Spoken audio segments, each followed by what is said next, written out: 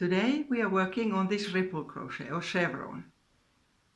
Ripple crochet can be used in so many ways. This is a thick blanket I made using 3 yarns at once. And here's a baby blanket. The basic idea about ripples in crochet is very simple. You increase to make it go upwards and you decrease to make it go downwards, like sort of mountains and valleys, ripples, waves. There are so many different words for that. The width of the ripple can be different. It can be smaller or larger. This here one has 8 stitches in between the increases and the decreases, and this here one has just 4. I made this one using some of the tiny balls of leftover yarn I have. We will first look at the basic ways of doing it, and then a couple of variations, like you can lighten it by making holes, or you can also have spaces instead of increases and decreases. The repeat is going up and going down. So this one has 2 repeats. And after you have made a sample, you can easily calculate from that how many stitches you need for a full blanket or scarf or shawl or whatever you're going to make. First we need a chain, and this here bit is always 9 chain stitches for this side of a ripple. And then you need 3 for the ones just in case. So I'll chain 42.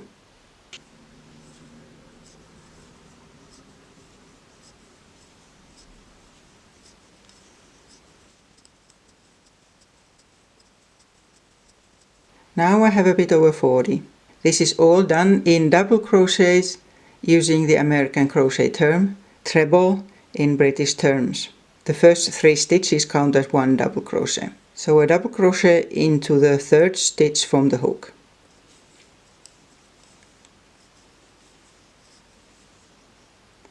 And then continue with double crochets until you have 8.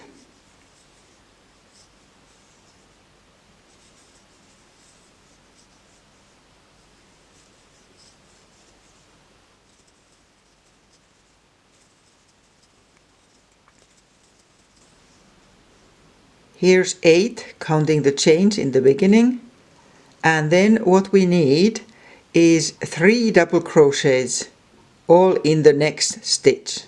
So 3 double crochets into 1 stitch. Increase. 1,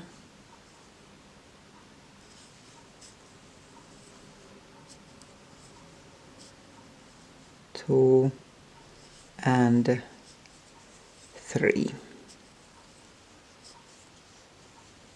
There's 3 in the 1 stitch. And then we start sort of going downwards. Again 8 into each of the stitches right in front of you. 8 double crochets.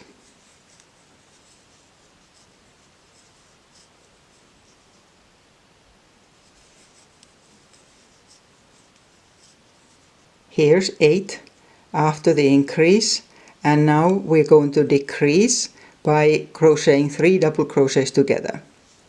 So start making a double crochet, do the next stitch and leave it without the last phase, and then another one, again leave it there, and one more. And now take the yarn and pull through all of them. So this is now going to turn it back up again. And then we continue the second repeat and 8 double crochets in there. I have the 8 here now, and now we see that it's starting to go up and down. And next we go down.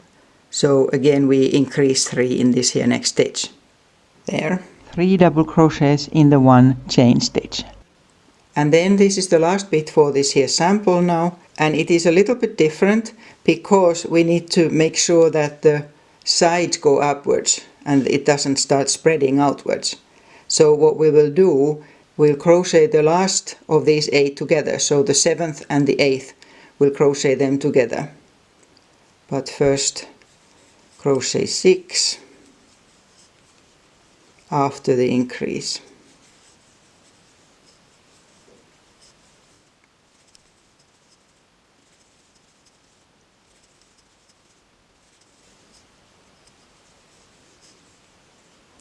There's 6 now, and then the next 2 together. Leave the first one unfinished and then another one. There is a better way to crochet 2 double crochets together. I have a video about that and a link in the description, but for this purpose now it works best that you almost finish these double crochets before crocheting them together. So now through them. For turning, you often hear to chain 3, but I prefer to just chain 2 and turn. And then we need 7 double crochets because this here counts, and don't make one into the very first but start with the second one.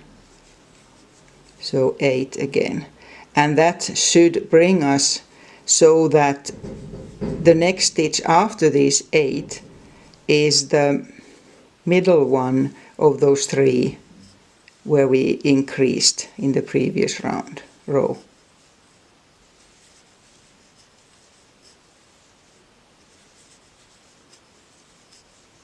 So here are those 3 that are in the same stitch, and we still crochet 1 into the first of those, and that should be now 8 counting the chains, and then 3 into the next one.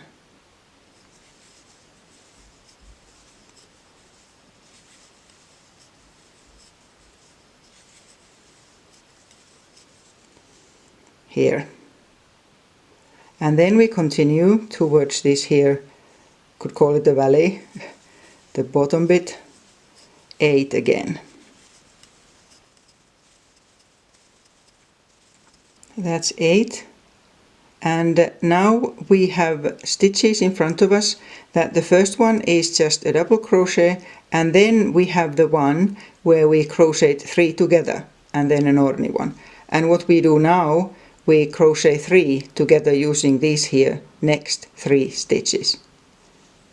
So first a double crochet into the first one without finishing the stitch, then 1 to the top of the 3 that were crocheted together here, and then 1 to the next one. And now that I have 4 stitches on the hook, pull the yarn through all of them. So that's how it works on the second row and all the rows after that. And then continue exactly the same, 8 stitches, and it's important always that there's the same amount. It won't work right if the increases and decreases are not exactly on top of each other in a line. So crochet 8. And after that 3 into the 1 stitch. Crochet 6, and then we need to do our decrease.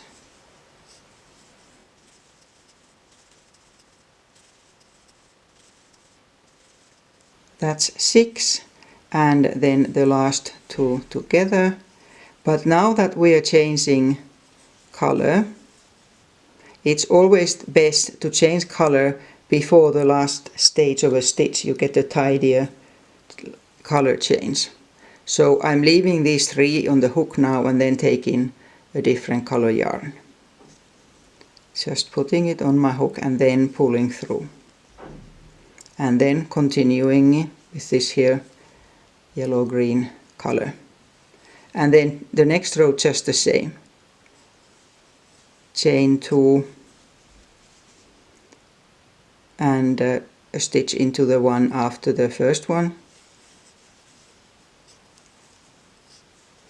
And continuing exactly the same way. I'll do this row as we have been doing these here ones, and then on the next row we look at how we can do these decreases and increases differently and making holes. I finished that first green row, and now I'm on the next row, and I'll make some holes here like I did in that there baby blanket I showed in the beginning. And you can make holes either always in the same place, or like I like to do, just mixed here and there. But you make them the same way by simply replacing a double crochet by one chain and then skipping one. So that creates the hole, and at the same time it does not affect the number of stitches. So you could have one here and there, or two one after another. I'll do that there now. And then when you count the stitches, the hole counts as one because there's a chain in it. So I'll count these now. 1, 2, 3, 4, 5, 6, 7, 8. So that's that side. And next I'm not going to do as before by having 3 double crochets in the one stitch. Instead, I'll also make that lighter by first 1 double crochet, then chain 1. You can also chain 2 to make a bigger hole, but I'll just chain 1 here now, and then a double crochet into that same stitch. So here also the chain replaces one of the double crochets, and then you continue as before. I could make one space here, chain 1, skip 1, and in there. And once we get to the bottom bit where we need to decrease, we can do the same. So I'm here now, and there's those 3 where I need to decrease, but now instead of having 3, I'll have 2 and skip the middle one. So a double crochet into the first of those 3, part of a double crochet, and then continue skipping that one and a double crochet there. And now that I have 3 stitches on the hook, yarn over and through them. So that creates the same kind of a V-shape valley, but there's a gap in between. And then just continue as before. So this is how it works. You have a few alternatives there as to how you could make it. After you have a sample done, you can calculate how many times this repeat you need for whatever you're doing. So set it next to a tape measure and don't stretch. And then see how big each repeat is. Well, with me now it happens to be almost exactly 10 centimeters, which would be 4 inches. And so if I want it to be 60 centimeters, I'll need 6 repeats. This alone could make a scarf. 60 or 80 centimeters would be good for a baby blanket. But then if you want a big blanket, of course, then it needs to be bigger. But this is the idea of how you know how many stitches you need. And each one of these needs 9 chains. 9 there, 9 there. Here we are. You can make a lovely project with so many different kinds of color combinations.